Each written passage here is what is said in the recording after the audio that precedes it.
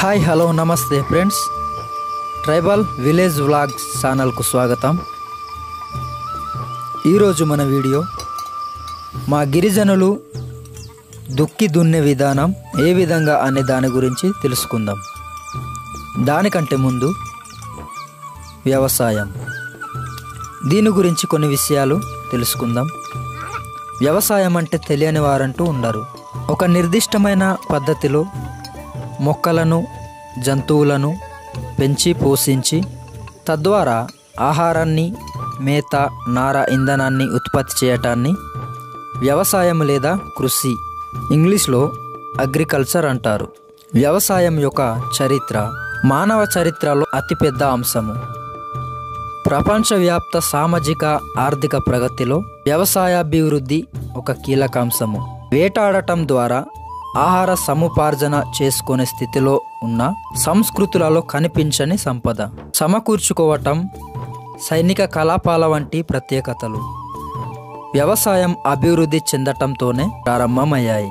సమాజంలోని కొందరు రైతులు తమ కుటుంబ ఆహార అవసరాలకు మించి పండించటం ప్రారంభించడంతో తెగ, జాతి, రాజ్యంలోని మిగిలిన వ్యక్తులకు ఇతర వ్యాపకాలను పోషించే వెసులుబాటునిచ్చింది. ప్రపంచంలోని శ్రామికులలో 42% మంది వ్యవసాయ రంగంలో పనిచేస్తున్నారు. అందుచేత వ్యవసాయం ప్రపంచంలోని అధిక శాతం ప్రజల యొక్క వృత్తి అయితే, వ్యవసాయ ఉత్పత్తి ప్రపంచ ఉత్పాదనలో అన్ని దేశాల సమష్టి ఉత్పాదనల కూడిక ప్రకారం కేవలం 5% మాత్రమే. ఆదిమ మానవులు మొదటగా జంతువుల మాంసం, దుంపలు, కాయలు, పండ్లు మొదలైన వాటిని ఆహారంగా తీసుకునేవారు. కొంతకాలమైన తర్వాత నెమ్మదిగా వ్యవసాయ పద్ధతులు నేర్చుకుని కొద్ది మొత్తంలో ఆహారాన్ని ఉత్పత్తి చేయడం నేర్చుకున్నారు. ఆధునిక పురాతత్వ శాస్త్రవేత్తల పరిశోధన ప్రకారం పప్పు దినుసులు మొదలైన ఆహార పదార్థాలు, పశుపోషణ మొదలైన వృత్తులు క్రీస్తు పూర్వం 7000 సంవత్సరంలోనే మధ్యధరా ప్రాంతానికి చెందిన దేశాల్లో బాగా వ్యాప్తి చెంది ఉండేవి. క్రీస్తు పూర్వం 3000 నాటికి ఈజిప్షియన్లు, మెసొపొటేమియన్లు పెద్ద ఎత్తున వ్యవసాయ పద్ధతులు, ఎరువుల వాడకం, సాగునీటి పద్ధతులు చేపట్టారు. హరిత విప్లవం భూములకు నీటిపారుదల సౌకర్యాన్ని కల్పించి యాంత్రీకరణకు ప్రవేశపెట్టి రసాయనిక ఎరువులను, క్రిమి సంహారక మందులను వాడి, సుంకర జాతి వంగడాలను వాడి స్వల్పకాలంలో అధిక దిగుబడిని సాధించే వ్యవసాయ విధానాన్ని సాంద్ర వ్యవసాయం లేదా హరిత విప్లవం అంటారు. గ్రీన్ రెవల్యూషన్ ఇది మొట్టమొదటిసారిగా మెక్సికోలో 1945లో ప్రారంభమైంది. రాక్ ఫెల్లర్ ఫౌండేషన్, ఫోర్డ్ ఫౌండేషన్ ఇందుకు సహకారం అందించాయి. పెరుగుతున్న జనాభా అవసరాలను తీర్చడానికి వివిధ రకాలైన గోధుమ వంగడాలను అభివృద్ధి చేసింది. భారతదేశంలో వ్యవసాయ ఉత్పాదకత తక్కువగా ఉండటానికి ఒక కారణం వ్యవసాయంలో పురాతన పద్ధతులు పాటించడం. వ్యవసాయంలో యాంత్రీకరణం ప్రవేశపెట్టి ఆహార ధాన్యాల ఉత్పాదకతలను పెంచే నిమిత్తమై 3వ ప్రణాళిక కాలం నుంచే ప్రభుత్వం చర్యలు చేపట్టింది. ఆహార ధాన్యాల ఉత్పత్తిలో స్వయం సమృద్ధిని సాధించడం ఈ ప్రణాళిక యొక్క ముఖ్య ఉద్దేశం. భారతదేశంలో వ్యవసాయం భారతదేశంలో పంట కాలాన్ని 3 విధాలుగా వర్గీకరించారు. అవి 1 ఖరీఫ్ పంట కాలం, 2వది రబీ పంట కాలం, 3వది జైద్ పంట కాలం. మొదటివది ఖరీఫ్ పంట కాలం జూన్ నెల నుంచి అక్టోబర్ వరకు సాగయ్యే పంటలను ఖరీఫ్ పంటలు అంటారు. కాలంలో పండే ప్రధానమైన పంటలు వరి, జొన్నలు, పత్తి, మొక్కజొన్న, చెరుకు, సోయాబీన్, వేరుశెనగ. రెండవది రబీ పంట కాలం అక్టోబర్ నుంచి మార్చి, ఏప్రిల్ వరకు సాగయ్యే పంటలు గోధుమ, బార్లీ, మినుములు, ప్రొద్దుతిరుగుడు, ధాన్యాలు, ఆవాలు మొదలైనవి. మూడవది జైద్ పంట కాలం మార్చి నుంచి జూన్ వరకు సాగయ్యే పంటలు పుచ్చకాయలు, దోసకాయలు, కూరగాయలు మొదలైనవి. వ్యవసాయ పనులు వీటిలోనే మనము మొట్టమొదటిగా చెప్పుకోవలసినది దుక్కి దున్నడం. పంటలు పండించే ముందు సరైన కాలంలో దుక్కి దున్నడం మొట్టమొదటిసారిగా చేసే వ్యవసాయపు సాగు పని. దీనివల్ల అనేక లాభాలు ఉన్నాయి. నేలను దున్నడం వల్ల నేల గల్లుబారి మెత్తగా ఉంటుంది. అటువంటి నేలలోకి నీరు పారిస్తే భూమిలోకి ఇంకి అన్ని వైపులకు ప్రవహిస్తుంది. నేల మెత్తగా ఉంటే దాని ఉపరితల వైశాల్యం పెరిగి ఆ నేలలో ఎక్కువ నీటి నిలుపుదలకు సహాయపడుతుంది. ఈ నీటిని మొక్కలు పీల్చుకుంటాయి. దుక్కి దున్నడానికి నాగలిని విరివిగా ఉపయోగిస్తారు. ఈ నాగలి గురించి కూడా మన ఛానల్లో వీడియో ఉంది. చూడని వారు ఉంటే కింద డిస్క్రిప్షన్లో లింక్ ఉంటుంది, పైన ఐకార్డ్లో కూడా పెడుతున్నాం. మా గిరిజనులు దుక్కి దున్నే విధానం గురించి తెలుసుకుందాం. మా గిరిజనులు దుక్కి దున్నాలంటే ఉదయం 4 గంటలకు నిద్ర లేవాల్సిందే. కొందరైతే 3 గంటలకు కూడా నిద్రలేస్తారు. ఆ చీకట్లో దుక్కి చేయడం కనిపిస్తుందా అని అంటే కనిపించకపోయినా అది ఒక అలవాటు. అందుకని ఆ చీకట్లోనే దుక్కి అనేది చేస్తారు. కొందరైతే అలవాటు ఉన్నవారు కోడి కూయక ముందే లేచి పందుంపుల లేదా బ్రష్ అనేది చేసి చల్ది అన్నం ఉంటే తినేసి దుక్కి చేయడానికి వెళ్తారు. ఎందుకంటే ఆలస్యంగా దుక్కిటెద్దులను వదులుతారు.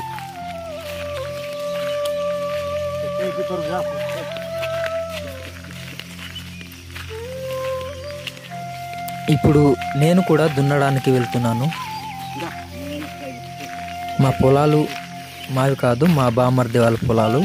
మా ఊరు నుండి 1/2 km ఉంటుంది. ఇప్పుడైతే టైము 5 గంటలు అవుతుంది. ఇక్కడి నుంచి మా పొలాలకు 1/2 km ఉంటుంది. మా గిరిజన గ్రామాల్లో ఉదయ వాతావరణం, ప్రకృతి ఎంత అందంగా ఉంటుందో చూడండి.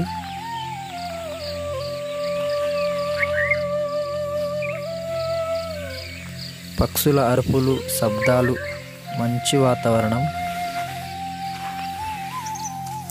ఇప్పుడైతే చాలా టైం అయింది, తెల్లవారిపోయింది. నేను పరిగెడుతున్నాను.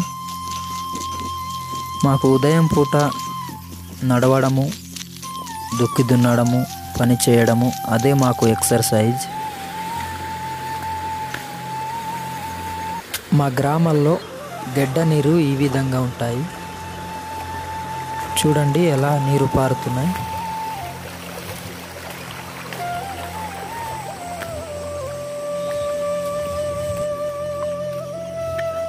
ఇప్పుడు నేనైతే ఊరి దగ్గర వస్తాను.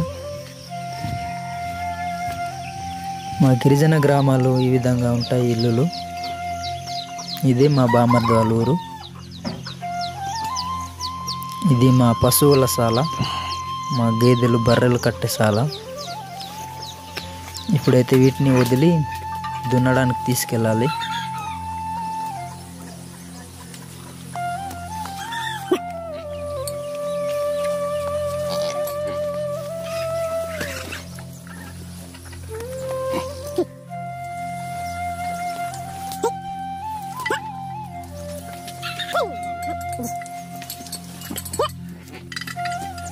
మాకైతే 2 ఏర్లు ఉన్నాయి. ఈ బర్రెలు ముందైతే ఆవులు ఉండేవి మాకి. ఆ ఆవులు అమ్మేసి గేదెలు కొన్నాం.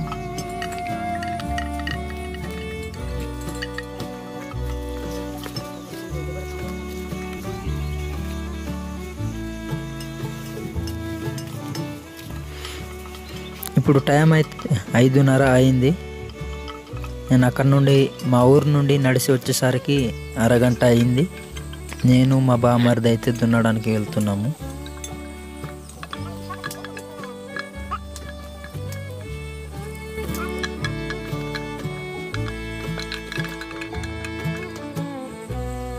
సూర్యుడు ఉదయించడానికి రెడీగా ఉన్నాడు.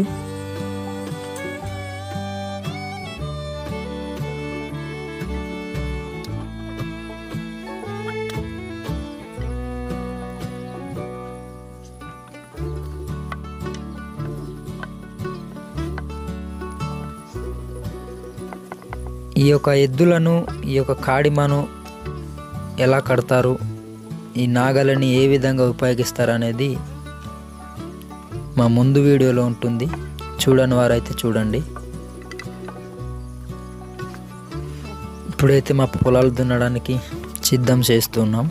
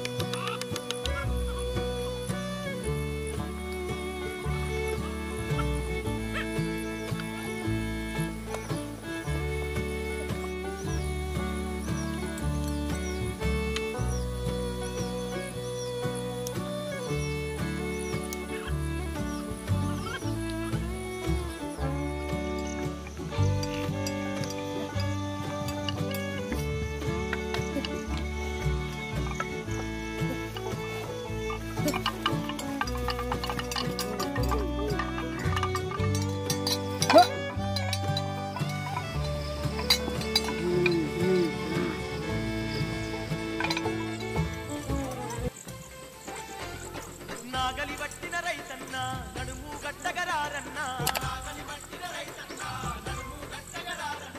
పొలము దున్నిన మాయన్న పోరు చేద్దాం రావన్న. నాగలి పట్టిన రైతన్న నడుము గట్టగరారన్న,